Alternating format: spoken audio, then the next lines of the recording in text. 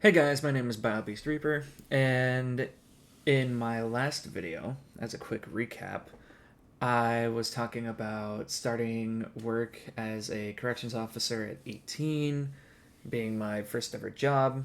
I talked about the academy and the FTO training phase, working the floor with officer that's been there for a while.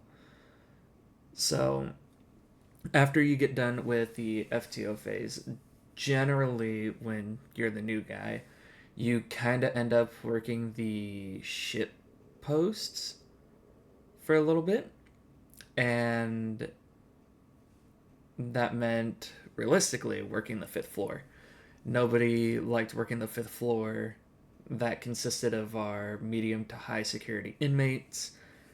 And 9 times out of 10, it was people that were constantly in and out of jail or they've gone to prison, stuff like that. So they've either done time or they just keep coming back.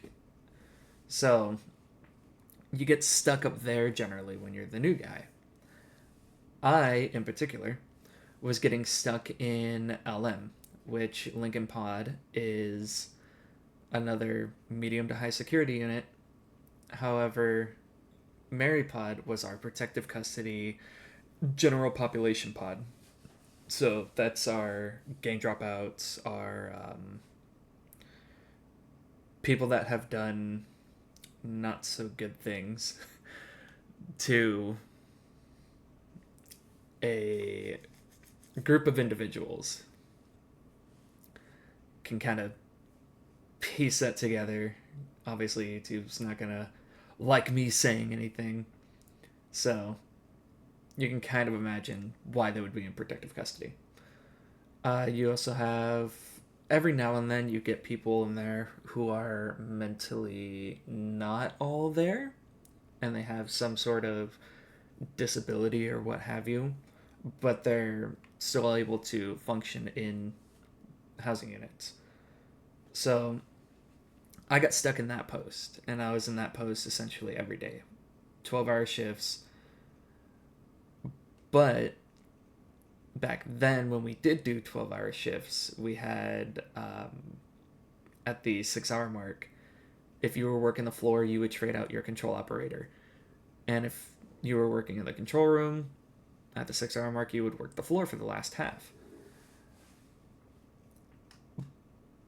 What had happened in those units with me, being 18, surrounded by 70 plus people in one unit who have done time in prison and what have you, it was pretty hard getting my authority across and running the housing unit for Lincoln Pod. Mary Pod, if you raised your voice, they cowered and they listened pretty much. They didn't want to get in trouble. They were, like I already said, cowards. So with Lincoln Pod, I would normally go in there, and there were three people in general who constantly just gave me a hard time. They would talk smack every time I walked by them or their cell.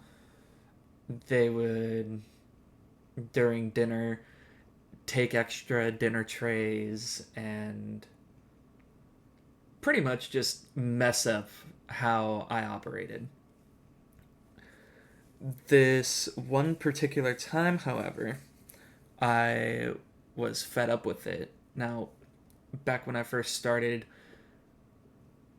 John Pod, King Pod, and Lincoln Pod, they had a split tier status. So for 2 weeks, you would have one tier out for half the day, and then the other half of the day it would be the opposite tier.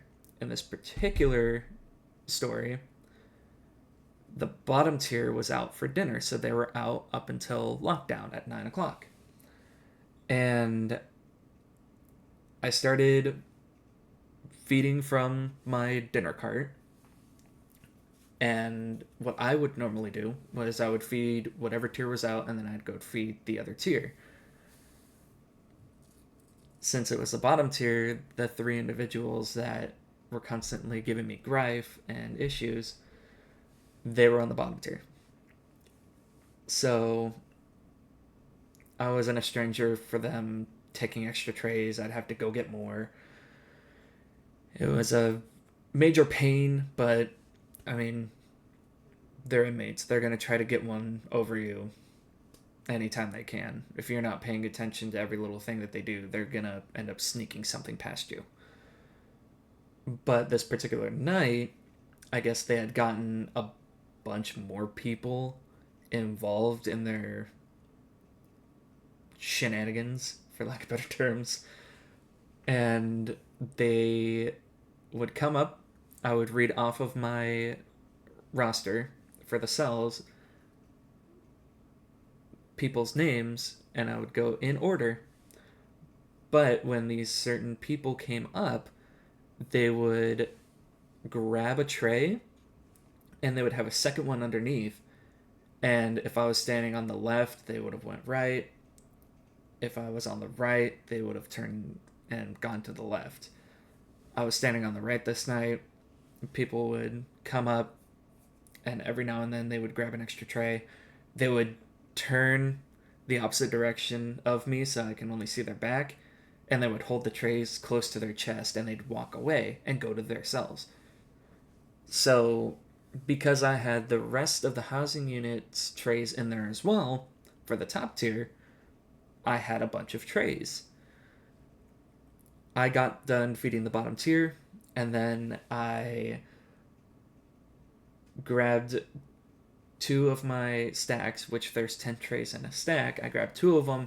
I brought them upstairs after I'd brought in my small cart up there so I can open up the bean chutes that are a part of the door, and I could put trays on them, and then the inmates in the cells would grab them and pull them in. So when I got up to the top tier and I put my two trays down, I had one still in the big cart. Well, as I'm turning around, I see one of the three grabbing my stack and walking to their cell. And at this point, this has gone on for like 2 weeks or so. And I was just fed up with it at this point. So I walked into his cell. I yelled at him not to touch my stuff, grabbed my trays, went upstairs. By the time I got halfway done with that unit on the top tier, I realized I did not have enough trays for the other half. So I had to go find more. Generally, if you need like, I don't know, maximum of 5, for whatever reason, someone drops a tray, something's missing off the tray, whatever, usually you can go back down to the kitchen, and people that already finished, they would put their trays back in the kitchen, and they would sit in there for a few minutes before the other inmates in the kitchen would grab them and they would eat them. Pretty much anything sent back to the kitchen, the inmates working in the kitchen would eat it after a certain point. So I needed, I believe it was like 15 at the time. And I knew there was no shot I was going to end up with 15 trays from the kitchen. So I had to call my supervisor and pretty much tell her, hey, I need 15 trays. I don't know what happened. I miscounted, whatever. I don't remember exactly what I had said to her. But she called the kitchen. They ended up getting me my trays. By the time I went back into that housing unit, I had noticed that I had a lot more trays than I did people that were out, sitting next to my door. That's when it finally clicked that I had numerous people come up when they were grabbing their trays after I called them, taking two and turning the opposite way. That's when I realized it. So I fed the rest of the top tier. I go back inside. I'm extremely mad and upset not only at myself, but at the fact that I lost so many trays. I kind of just sat there in the Sally port, and my control operator asked me what was wrong and what happened. I told him what happened. He realized, like, oh, you really messed up, and decided to go and tell my supervisor what had actually happened instead of letting me do it. So I ended up getting in trouble that day. And I didn't know that I was going to get any sort of reprimand until I came into shift the next day. So once I had gotten done feeding everybody, collecting my trays, I kick him into the kitchen.